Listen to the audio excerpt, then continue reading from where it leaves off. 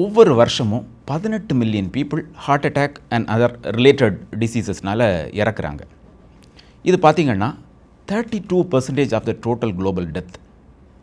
ஒவ்வொரு மணி நேரத்துக்கும் 250 இந்தியன்ஸ் 250 இந்தியன்ஸ் ஹார்ட் அட்டாக்னால் மட்டும் மரணிக்கிறாங்க.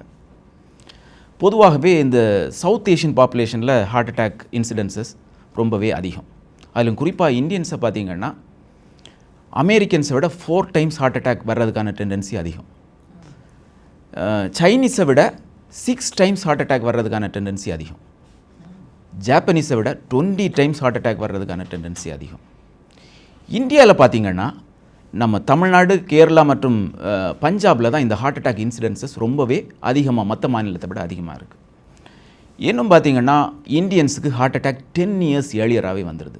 அதாவது வெஸ்டர்ன் பாப்புலேஷனில் 60 வயசில் வர வேண்டிய ஹார்ட் அட்டாக் இந்தியன்ஸுக்கு 50 வயசுலேயே வந்துடுது. ஆக இந்த ஹார்ட் அட்டாக் இந்தியன்ஸில் ஏர்லியாக வருது, ஏர்லி ஆன்செட், டிசீஸ் ப்ரோக்ரஷனும் ரொம்ப அக்ரெசிவாக இருக்குது. அதனால் வரக்கூடிய மார்ட்டாலிட்டி, இறப்பு வீதமும் வெஸ்டர்ன் பாப்புலேஷனை விட ரொம்ப அதிகமாகவே இருக்குது.